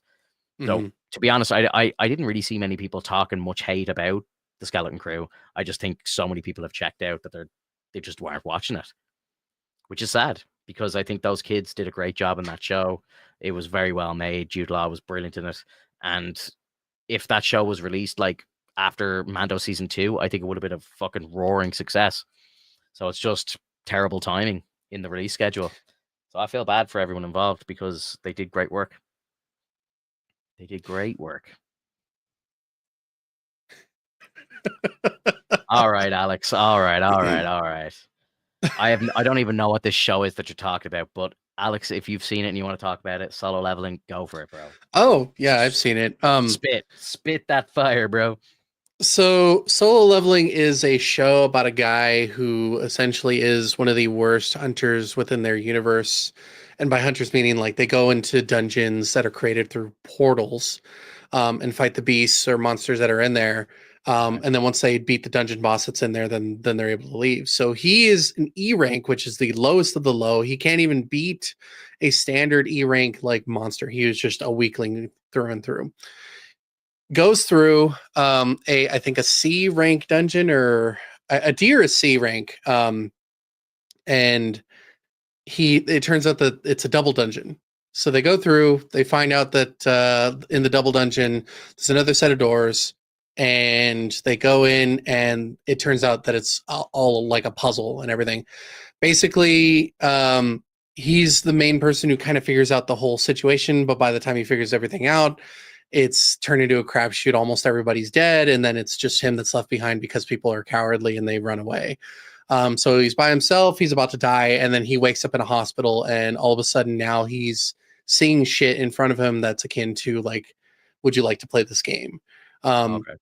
And at that point, he is still considered E rank, but now he's able to do these tasks and whatnot, go into dungeons by himself, and essentially level up on his own. And from that point on, he becomes stupid strong. He becomes insanely powerful, and everyone still thinks he's an E rank. When at certain points he's reaching like B, A, even I think he's getting to the point of S rank, and nobody's the wiser. And so when anybody tries to pick a fight or see if they can one up him at some point, he gets the better of them, and they find it fucking like just the oddest thing ever, and so they start investigating and whatnot. So it's a very like cool aspect of the idea that like, oh, I'm hiding how powerful I am because I don't want the world to know that I've got a leg up on things now. And a lot of the fights in the show are like highly choreographed. I think it's done very well. The excitement and emotion of the show is well done. I thought the first episode was great to kind of give off that feeling of like hopelessness. It really showed this sense of like danger, but then like as you go further into the show, you see like he's got such a good handle on what he has, that he's basically going to end up becoming unstoppable. And it's almost scary because like, you kind of wonder, like, do you think he like, is he going to end up turning into a villain later on? Is he going to end up becoming the bad guy because he's become so powerful? He has his own titles and whatnot, and apparently it's very hard to get those kind of titles. And it's very much akin to I don't know if I ever recommended this show to you. It's called "Is It Wrong to Try to Pick Up Girls in a Dungeon?" No, never heard that. It's essentially in a similar manner, but that character is considered much softer, but he is fucking powerful in that show too. But in Solo Leveling, what they did was they took the manhwa, which is I think the I can't remember what the original like comic is based in. I can't remember what country it is. It's not Japanese, because all the characters have, I think, and like, correct me if I'm wrong, anybody that's listening. It's got three kind of Korean. That's what I figured. I was going to say Korean, South Korean. So like, it's a different perspective. And from what I understand, the show being done in Japanese essentially is kind of given a bit of a spin or a different take as to the character's demeanor. So I think in the manhwa, it's more so that he's a bit more lighthearted in the comics, but in the show he's seen more dark. He doesn't seem as playful because apparently in the manhwa he's playing with his he's playing around with his apparitions. Because later on he gets the ability to summon shadows and whatnot, and so like he's nice to them and whatnot. And in the anime, he's kind of very like hard-headed, like a dick in a sense. Like he's just very quiet to them, which I think is very odd compared to it.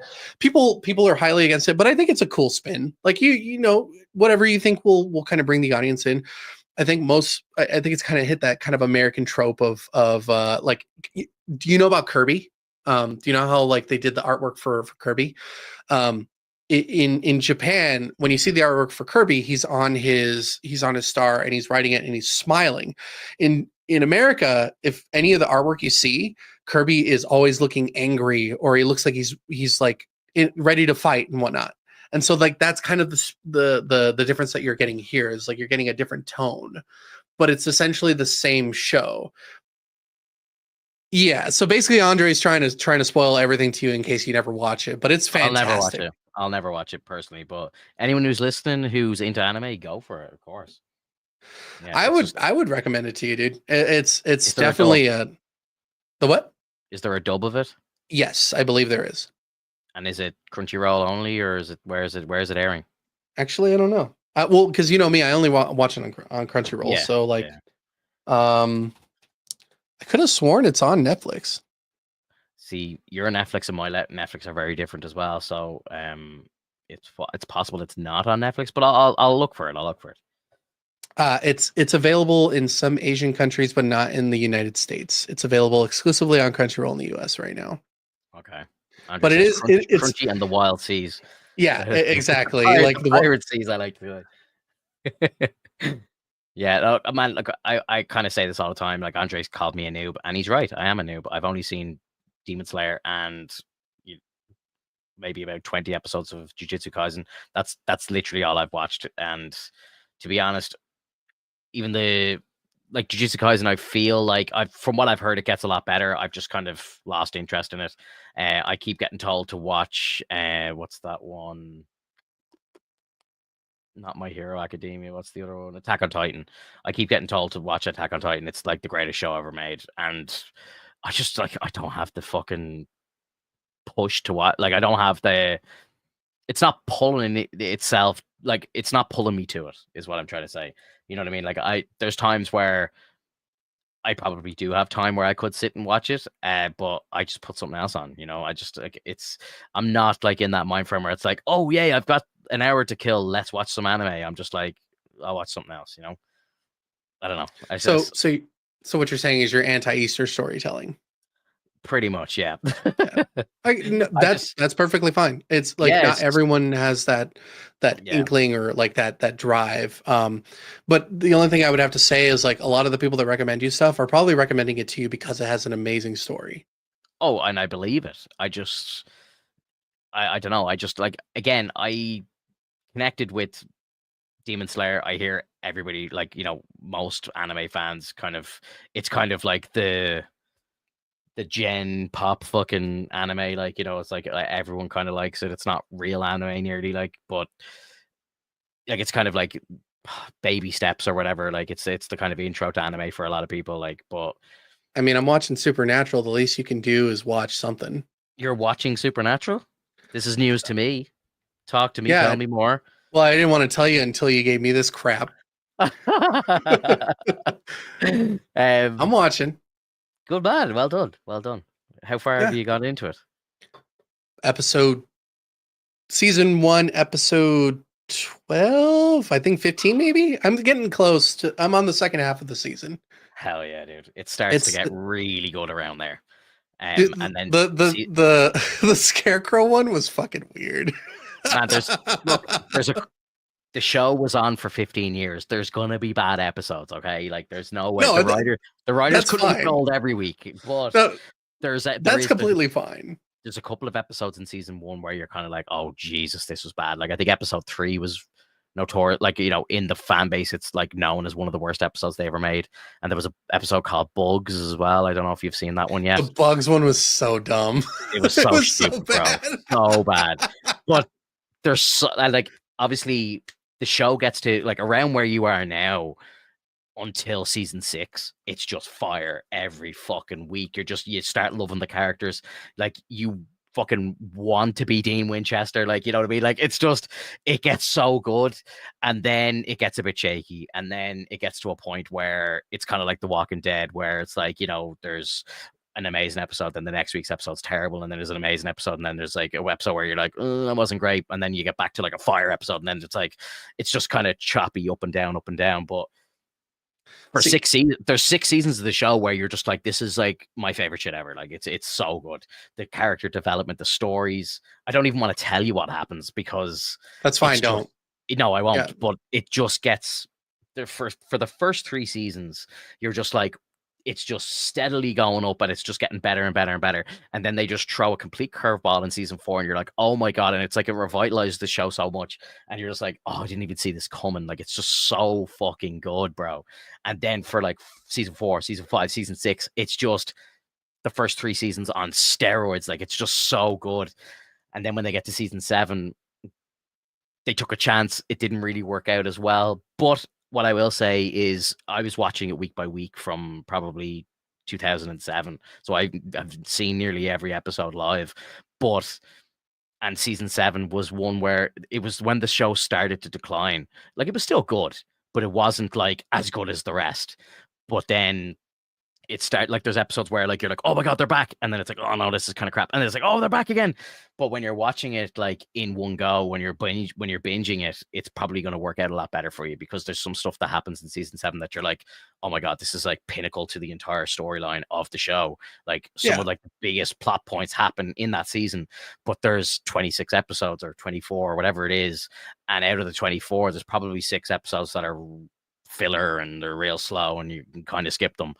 Like there's a guy that I work with who's watching the show with his girlfriend for the first time, and they're not watching it all. They're just going through a website and watching all the important episodes. And I'm like while I kind of respect that in a way, I'm kind of like, oh, you can't just skip like loads of it though. Like you know what I mean? Like you have to Yeah. I kind of know. watch it all. You gotta watch it all because there's like in some of the slower episodes, you get to know some of the characters better. Like, you know, you'll get to know Sam a bit better in an episode where, you know, they might not be doing too much, but and then it just goes back into the main storyline of the season.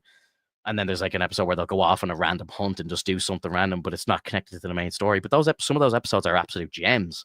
So like Mhm. if you're skipping them to just stay on the main storyline, like you're missing a lot. Yeah. Season Funny. 7 lost me. I watched it fully. Then I put it on the back burner. I can understand that. Like I do understand that. But yeah, for me, it's like it with a show like that, like I have to watch it all, 100%. Yeah. And I agree with Andre on this. You're skipping peak anime. So Yeah. like, but in all reality, to each their own. Like I get it. If you can't do it, I'm not gonna force you. I don't want you to hate it. I just want Yeah. I just want I you to try it. I'm gonna try Attack on Titan because again, I've just heard such strong things about it, and that it's like so good and some of the best storytelling of all time. I need to see what that's about. Like, you know what I mean? Well, So I will try that. and the only thing I would say is like I know that a lot of our viewers, like a lot of our regulars, they show strong disposition towards the main character because I think he's such a whiny bitch. And I never saw it in the sub, but for Mm, but for those that watch the dub, I can totally tell, like I can totally understand that because wow. that's the English language. And Yeah, so yeah, it's yeah. easier to understand like like I'm gonna fucking start screeching and screaming and I'm gonna have problems here and there. They're That's what I hate about anime, bro. And I think it we talked about this, and I think your girlfriend was like saying the same thing. But it's like when they all start like screaming and crying and all this, like, and just like they're so loud and screechy and stuff, like it kind of feels cringe to me in a way. And I like, you know, I don't know, like I just like what's the blonde dude in Demon Slayer? What's means his I name need again? to. Yeah, when like honestly, 80% of the time he's talking, I want to punch his head in. Like I just can't stand him because he's just always like, Oh, he's always screaming and stuff. And it's just like, calm down and just talk to us, bro. Will you please? Like, he's just you always get screaming and at you. Like, but then he has these incredible fight scenes and like, he just like erupts, like, and like just goes like supersonic. But then it's just, he goes back to being an annoying fucker. Like, that's what annoys me about anime. And I feel well, like, which is funny yeah, because like I have a statue of him. Like he is my favorite. He is yeah. absolutely my favorite. I can't stand all the screeching and like, and I know they all do it, but he in Demon Slayer he seems to be the one who does it the most, and it just annoys me. Like, because Hmm. like, you know, like Tanjiro and the dude with the fucking pig I head, know, Ske.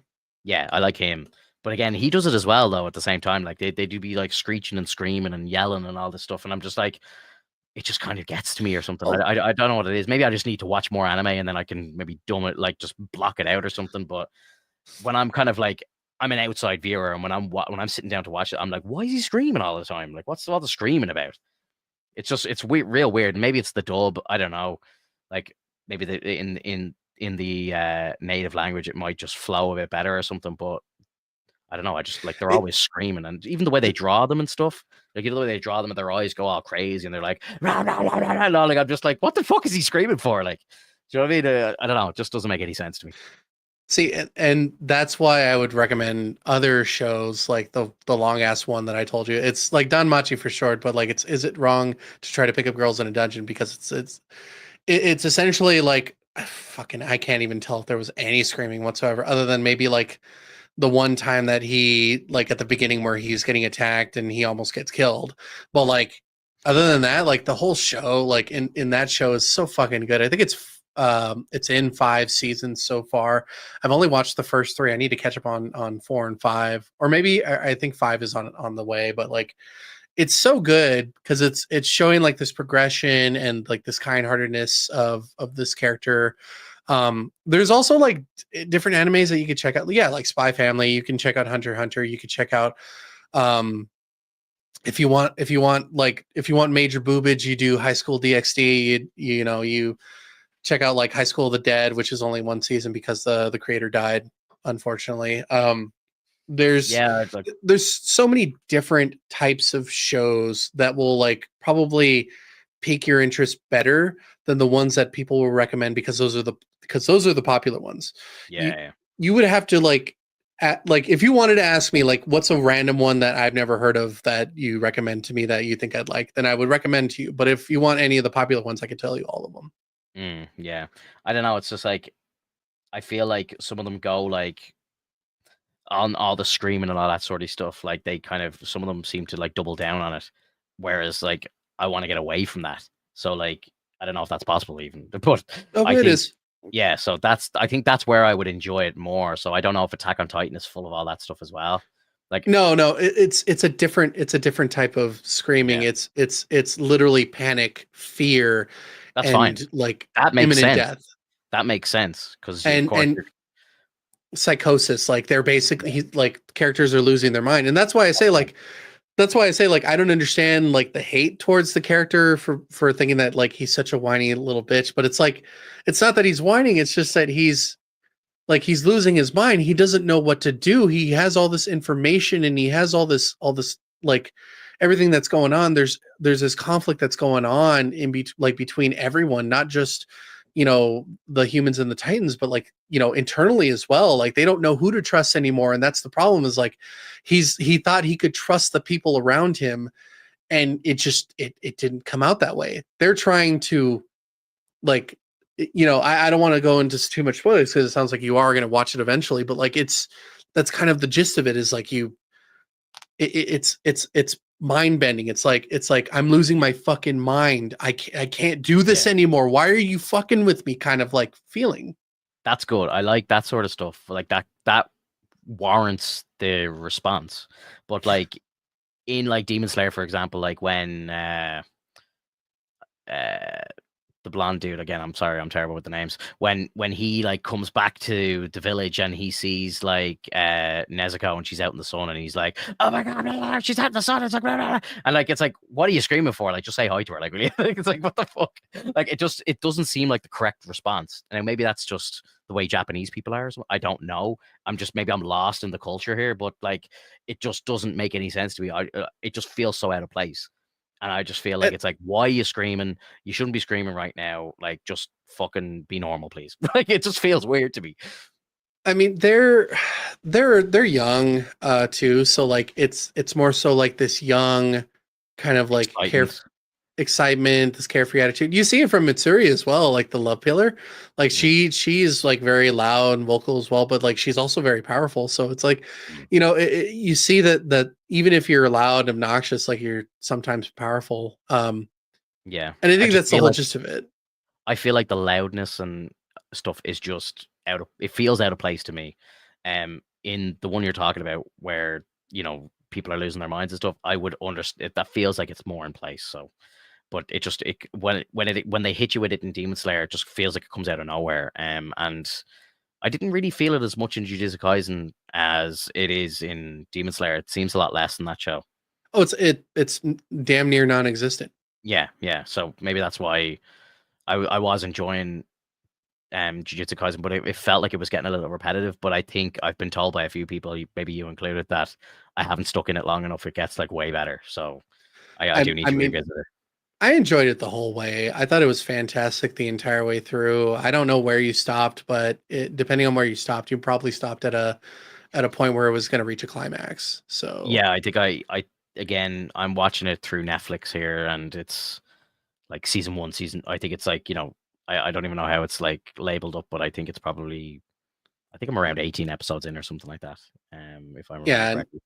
And you probably are at the cusp of like watching like some big fights going on, and you probably dropped at that point, which is kind of unfortunate. But like even by the time it gets to the end of the first season, when you get to episodes 24 and 25, they're so fucking good. Because like it shows off all the characters. It's one of the first, in my opinion, it's one of the first shows that truly shows off like women being badass. And it's like so fucking good. Nobara's a fucking sick chick. She's badass all the way up until the end of the show. Like, yeah, it's so good. Yeah, I do need to revisit it. And I want to try Attack on Titan, and that Spy X Family one, I think, is on Netflix here. We have that here, so I might watch that as well. I never got around to wanting to watch that yet, but I heard it was good. Yeah, it's kind of like Mr. and Mrs. Smith, sort of, but in anime or something. Is that the kind of story? Maybe I'm mixing it up with something else. You might have to ask Andre a bit more on that, but I'm assuming so. All I know is that their daughter has like I think ESP or something like that, or Okay. I don't know. I never watched it, so I'm not gonna say I know what's going on. So. Yeah. Yeah. You okay? Real quick though, do you want to know an actual show that has a lot of fucking yelling, that like intense, like yelling, constant screaming, but it's so fucking good. It's so short. I like short. Go on. It's only 24 or 25 episodes. It's called Kill la Kill. From the very beginning of the show, from the very moment you start, it goes into a classroom, and immediately you are hit with nothing but action from the start of the show to the end. I would say, like, there's very, very few points in between where there's no action. And I think that show is perfect if you want constant action with constant attacks, with all this shit going on. But it does involve shouting, talking, like they talk excessively, but it's during their fights and whatnot. And it's just so fucking good. At the same time, it is very like, what's the word? It is very like booba, I would say. Like there are some moments, but like you have to remember the show's theme. The theme of the show is about like clothing and also being naked. Okay. So like, but it's not one to watch with the kids around. Basically, no, I wouldn't recommend it. No. What's it called again? Kill la Kill? Did you say? Kill la Kill. Kill la Kill. Yeah. Yeah. Okay. I'll have a look and see if I can find it somewhere. Watch the first episode. See if you like it. If you ever get a chance to watch it, it's what's Bleach like? Is Bleach good? Bleach is good, but it's got the 90s trope of like it takes too long to kind of like set up the show's theming and like excitement. It's a show that like it takes a while to stomach, in my opinion. I think I think a handful of people like it. I don't think I've ever heard anybody talk about it like I do, but it's like, I love One Piece, and I think the pacing of One Piece is fantastic. I think it's perfectly fine. People don't agree with that, and they go to one and they decide to watch One Piece, which takes away some of the aspects of it. I watched the remake of Fishman Island. I didn't really enjoy it that well, but I did love the fact that they remastered a lot of the visuals of it. Yeah. Bleach is literally long and slow. It's a Dragon Ball Z kind of style thing where they're standing there. You hear the music. It's a very slow kind of music going on. You see the Yeah. panning over, and then they're talking, and then maybe they had a couple fights going in here and there. And even then, like the fights are a little bit slower at the beginning. It gets faster as it goes along, but it just takes a while. And plus, their filler is okay. You can skip a lot of the filler and you'll probably be done with the show. Like I think it only takes 166 episodes to finish the show. Right. Okay. At least up until the end of the Fullbringer arc, and then they have the 1,000-Year Blood War. Is it still going, or is it a done thing? The manga's done. I don't know if the show's done. They have the 1,000-Year Blood War, which is I think done in 3 parts. I can't remember. But I was waiting until it was done in order to finish it up. But the 1,000-Year Blood War arc is supposedly the kind of like the finale of it.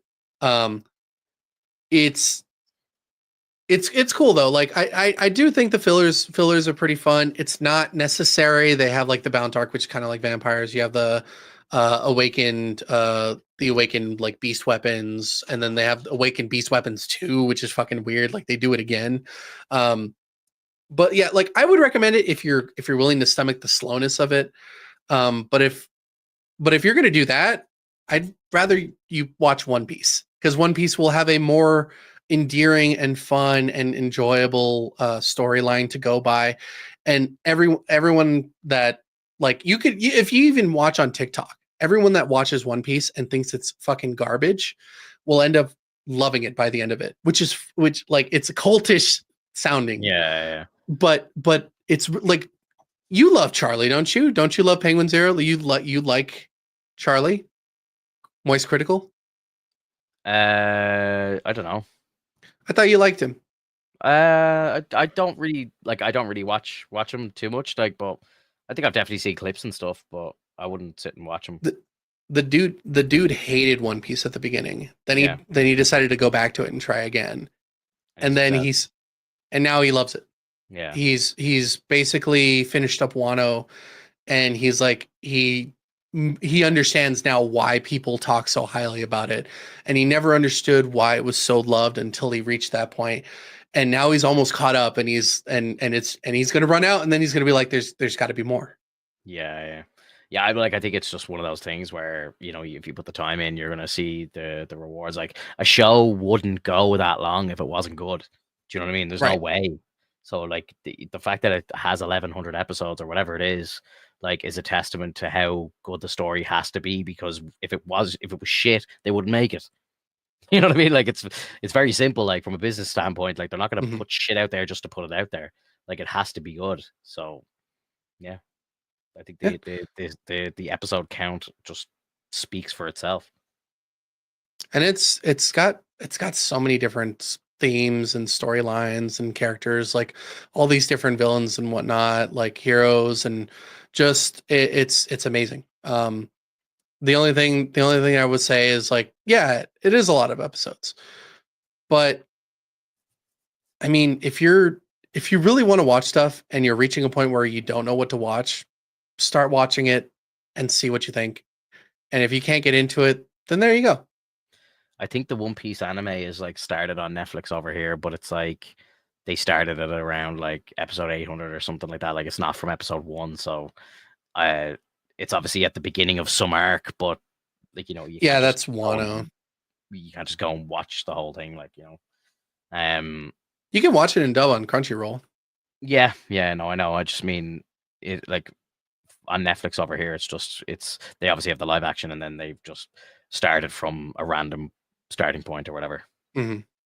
There's 1,137 episodes. It's insane. Absolutely. Yeah, it's nothing, dude. Like Case Closed is like getting close to 1,200 episodes, I think, and there's some old shows that are going on thousands upon thousands of episodes. Like this is nothing compared to like those old shows, and I don't even know how those shows stay around. This show, like, I'll talk it up and down the street. It like I wouldn't miss it. Yeah, well, like I've seen, like, you know, kids clothing of it here, and like some of the stores and stuff, and Like that's how you know it's kind of hit that global level, like when they're making kids clothes and stuff for it, like, you know, and it's like readily available in, like, you know, our version of Walmart or whatever, like, you know what I mean? Um, like they've got kids pajamas and stuff with Luffy on the front and stuff. So like Mhm. it is kind of global sensation. You know, there's no denying it. And like, I mean, Demon Slayer hit just as hard, and it doesn't even have as many episodes. Like, it's just, I really do think that like when people shout at you and tell you that these are great, like I would recommend checking it out. The only reason why I didn't check out Game of Thrones from the get go was because my friends made it so annoying. Mm, Um, Literally just felt so fucking annoying to like I don't like I just it just fucking like they would talk about things and like spoil it right in front of me, and I'd be like, I don't know, like I don't even care anymore. And then I finally waited until like I don't know, like a year or two ago, and then I watched it, and it was great. yeah, Last two seasons were kind of yeah, but like yeah. it was good. 1 to 6 was incredible. Yeah. Um, I was only talking about it today. There's a fella that trains in my gym, and he's the one who talks to me about anime and stuff. He's the one who's trying to tell me to watch Attack on Titan and all. But he was saying like about like House of the Dragon. He's like, "Oh, I didn't check it out. I heard it was shit." And I was like, "What? No, it's great." And he's like, "What is Yes. it?" Like, I was like, "Yeah." I was like, "It's like OG Game of Thrones. Like, it's as good as seasons 1 to 6. Like, in my opinion, like I said, it's fucking fantastic." And he Hmm. was like, "Oh, I heard it was like real slow and all, like, and there was no payoff and stuff." And I'm like, in some aspects, yes, perhaps, like, but if you were to sit down and watch the whole thing, it's going to be great. Like, you know what I mean? Like, I think, like, I rewatched season 1 right before the first episode of season 2 aired, and that second rewatch of season 1 was fucking mind blowing. Like, just getting to watch it all in, like, you know, 2 or 3 sittings, it was insane. And then so much, like in shows like that, obviously there's just so much stuff that you miss. And then, like, you know, when you go back the second time and you're more familiar with the family names and stuff like that, and you kind of understand the conversations happening a little better. And then, like, you know, obviously you start putting two and two together a little bit easier when you know what's coming and what happens. Like, you see it unfold a little easier. So like like those shows, like, I think they're ones where like you should probably leave your phone in the other room. Like, you need to be properly glued to what's going on and listening to every word that's going on. It's not a show that you can casually have TikTok open with beside you. Like, you know what I mean? Like, you need to be just fully switched on. But I think, yeah, once you give that the proper time, like, those shows are incredible. Hmm. Yeah, so good. Man, I'm gonna call it there. It's after midnight here for me, and I got an early start in the morning. So I appreciate everybody hanging out. Nice to see some people during the week. Anybody who's watching us on a replay or listening to us, let us know what you think of Spider-Man below and all the other bits that we were talking about. What's your favorite anime? All that sort of stuff. And we'll see you next week. Take it easy, guys. Have a good one, Bye everyone. bye.